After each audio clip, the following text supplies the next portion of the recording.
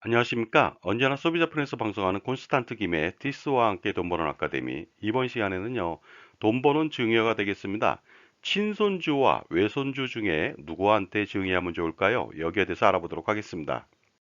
할머니와 할아버지 입장에서 아들, 딸보다 훨씬 더 최고로 사랑스러운 존재는 누구일까요? 그것은 바로 손자와 손녀가 되겠습니다. 미국의 대표적인 유명한 폭력 조직인 마피아, 그것을 다룬 영화 대부, 더 갓파더도요. 거기에서 말론 브란도가 마지막에는요, 자기 손자와 놀아주다가 죽게 됩니다. 그만큼 손자에 대한 사랑은 대단하죠. 세계 최다 가족이 있습니다. 아내가 39명이고요. 자녀가 무려 94명입니다. 엄청나죠. 이 사람이 76세에 사망을 했는데요. 놀랍게도 이 사람은요, 인도 차나 종파의 우두머리이고요. 일부 다처제를 인정하는 종파가 되겠습니다. 시오나라고 하는 사람인데요. 손자는 34명에 불과합니다. 굉장히 아쉽죠. 총 가족은 181명인데 자녀보다도 손자가 더 많았으면 하는 아쉬움이 좀 있네요.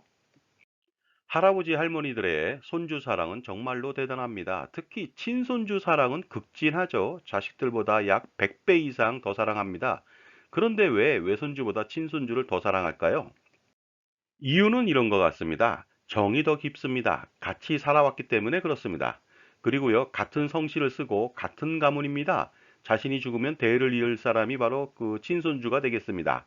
그 다음에 자신이 죽으면 제사를 대신 지내주는 것도 친손주가 되겠죠. 그 다음에 남아선호 사상의 결과가 되겠습니다. 아들의 자식이 딸의 자식보다 훨씬 더 사랑스럽습니다.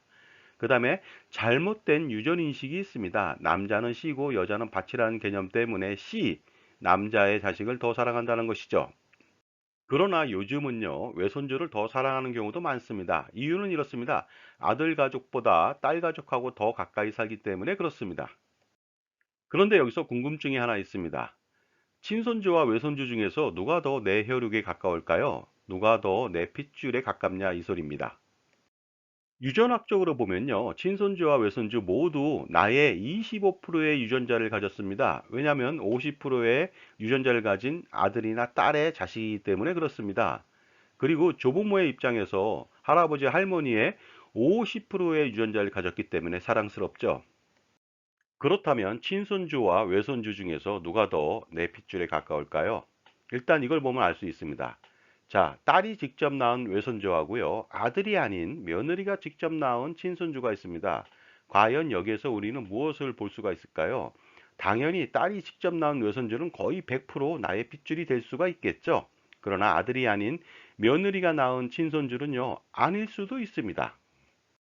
그러나 정상적인 가정이라면요, 친손주와 외손주는 모두 다 나의 동일한 핏줄이 되겠습니다. 따라서 친손주와 외손주 모두가 좋은 대학에 합격하고 성공하는 것은요, 친조부모, 외조부모 모두의 자랑이 되어야만 합니다. 자, 손자녀의 상속권은 어떻게 될까요? 친할아버지하고 친할머니한테도 손자의 상속권이 있습니다. 그리고 외할아버지하고 외할머니에 대한 상속권도 손자는 있습니다. 만약에 혼자 남은 손주가 있다고 가정해 보도록 하겠습니다. 이랬을 때 친할아버지가 재산이 100억 원, 친할머니가 100억 원일 때 당연히 친할아버지하고 할머니가 돌아가시면 손주한테 상속이 일어납니다. 그리고요, 외할아버지가 100억 원, 외할머니가 100억 원이다 이거죠. 마찬가지가 되겠습니다. 상속이 일어났을 때 손주가 다 받게 되다 보니까 손주는 400억 원이라고 하는 상속 재산을 받을 수 있는 권한이 있죠. 자, 지금까지 제 정보가 만족스러우셨다면요, 구독과 좋아요 부탁드리겠습니다. 감사합니다. 계속하겠습니다.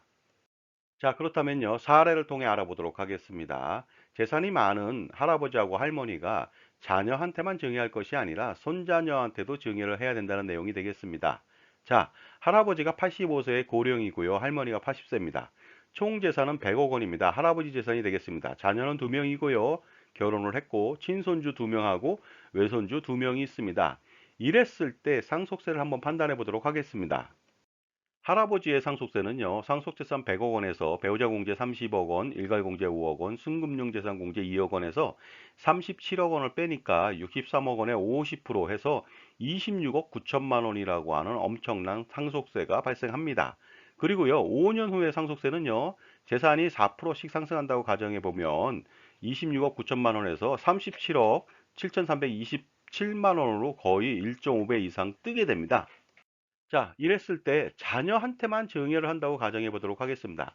자녀별로 10억 5천, 총 21억 원을 증여했을 때 증여세는요, 각각 2억 4천, 토탈 4억 8천만 원이라고 하는 그 증여세가 발생하고요. 자녀한테 증여했을 때는요, 10년 동안 합산하게 되죠.